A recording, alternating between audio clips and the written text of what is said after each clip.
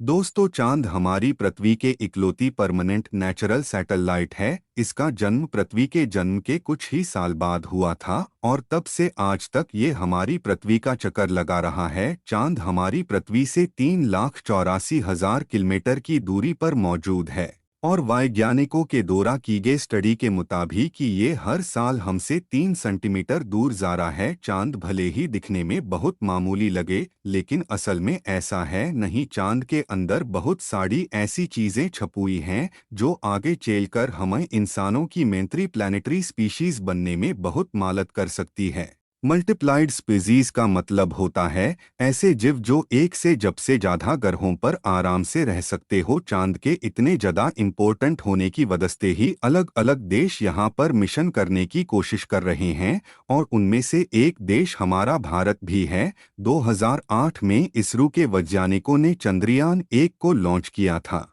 2019 में चंद्रयान-2 को लॉन्च किया गया था और अब 2023 में चंद्रयान-3 को लॉन्च किया जा रहा है। आज के इस वीडियो में हम आपको चंद्रयान-3 के बारे में बताएंगे, साथ ही में ये भी बताएंगे कि हर देश चांद पर जाने के लिए इतना बेताब क्यों है। आखिर चांद के पास ऐसी क्या खास चीज है जो हर देश को इसकी तरफ अट्रैक्ट कर रही है और चांद के दक्षिण वाले हिस्से में आज तक कोई क्यों नहीं गया है। और आज ही के दिन चंद्रयान-3 जो है चांद के और रवाना होने जा रहा है। तो आज के इस रहस्य टेलीविजन के एपिसोड में आपको सब कुछ डिटेल में बताएंगे, इसलिए इसे एंड तक आप जरूर देखेगा। 2008 में चंद्रयान-1 को लॉन्च किया गया था जो मात्र एक ऑर्बिटर स्पेसक्राफ्ट था। इसका काम था चांद के ऑर्बिट में रहकर उसका चक्कर लगाना और उस पर स्टडी और रिसर्च करना। चंद्रयान-1 मिशन सक्सेसफुल मिशन था और इसी के जरिए भारत पहला ऐसा देश बना था जिसने चांद पर पानी के होने के बारे में बताया था। इस खोज के बाद नासा के डिकोसिस ऑर्बिटर ने कंफर्म भी किया था भारत ने पानी को चांद के साउथ पोल पर खोजा था, जो चांद का एक ऐसा हिस्सा है जिससे ज्यादा एक स्टोर नहीं किए गया है। ये हिस्सा ज्यादातर अंधेरे में ही रहता है क्योंकि इस पर सूर्य की रोशनी ज्यादा नहीं पहुंच पाती है। चंद्रयान-1 के बाद 2019 में चंद्रयान-2 को लॉन्च किया गया था। ये मिशन चंद्रयान-1 के मुकाबले बहुत ज़्यादा कॉम्प्लेक्स था। इसमें वैज्ञानिकों ने एक ऑर्बिटर के साथ साथ एक लैंडर और एक रोवर को भी मिशन में शामिल किया था। जैसा कि नाम से ही पता चलता है कि लैंडर का काम होता है सतह पर लैंड करना।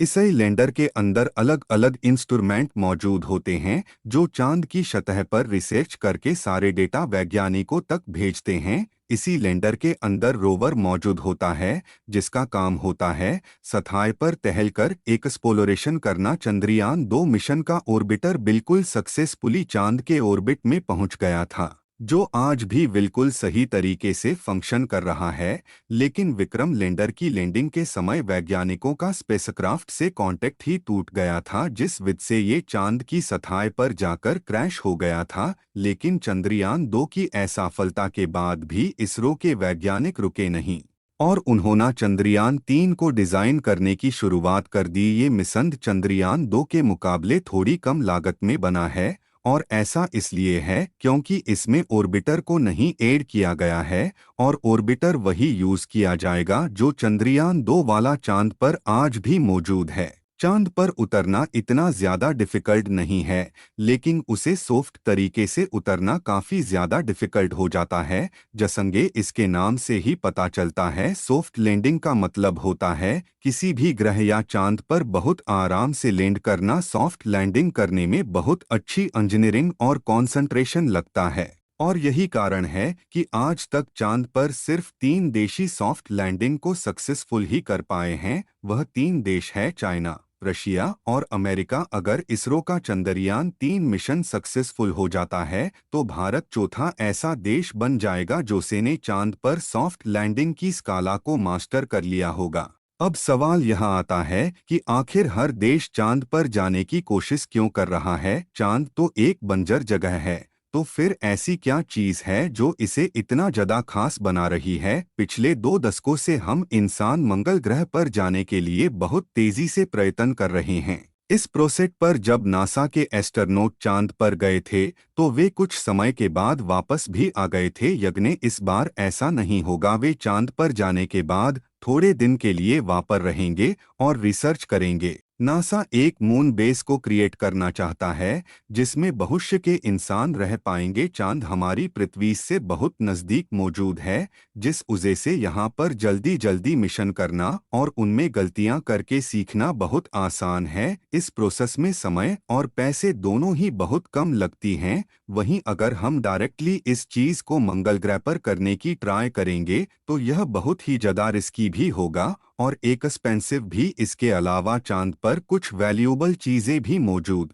जो हम इंसानों को भविष्य में बहुत कुछ काम आ सकती है। आज हमें इंसान ग्लोबल वार्मिंग की दिक्कत को झेल रहे हैं। इंडस्ट्रीज और गाड़ियों से निकलने वाले धुएं की वजह से हमारी पृथ्वी का तापमान तेजी से बढ़ता जा रहा है। इसकी वजह धीरे धीरे हमारी पृथ्वी का तापमान इतना हो जाएगा कि हम उसे सहन ही नहीं कर पाएंगे। इंडस्ट्रीज और गाड़ियों से निकलने वाले धुएं में मुख्य रूप से कार्बन डाइऑक्साइड और नाइट्रस ऑक्साइड जैसी ऐसे ही रिसोर्सेज की तलाश में वैज्ञानिकों को चांद पर एक ऐसी चीज मिली जो बहुत ही ज्यादा वैल्यूएबल है। चांद पर बहुत भारी मात्रा में हीलियम-3 नाम का एक एलिमेंट पाया गया है। वैज्ञानिकों के मुताबिक इसके जरिए बहुत सारी एनर्जी को एक्सट्रैक्ट कर सकते हैं और इस प्रोसेस में ग्रीन हाउस गैस भी नहीं रिलीज होगी। तो हमें अगले 10,000 सालों तक किसी भी दूसरे रिसोर्सेज को ढूंढने की जरूरत नहीं पड़ेगी। इसका मतलब यह है कि इतने हीलियम-3 के जरिए हम इंसानों के एनर्जी डिमांड अगले 10,000 सालों के लिए कंप्लीट हो जाएगी। इसके अलावा चांद पर पानी भी मौजूद है जो छोटे छोटे क्रिस्टल के रूप में है।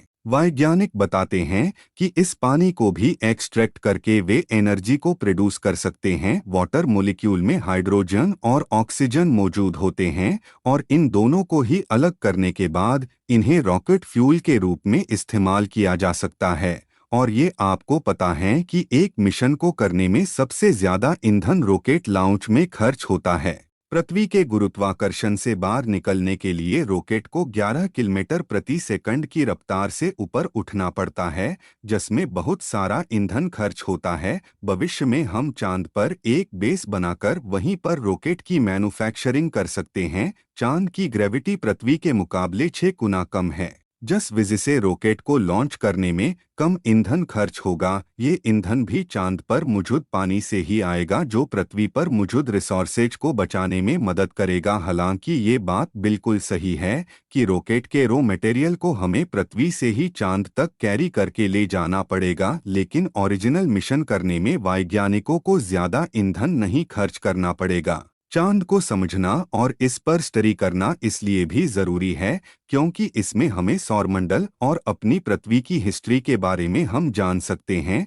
चांद दिखने में भले ही एक मामूली ऑब्जेक्ट लगे, लेकिन ऐसा है नहीं। यही है जब जब हमारे देश के साथ साथ दुनिया भर के इतनी सारे देश चांद पर जाने की कोशिश कर रहे हैं, कॉन्फ्यूज्ड हो जाते हैं और वैज्ञानिक भी लैंडिंग की जगह की सटीक जानकारी नहीं ले पाते हैं।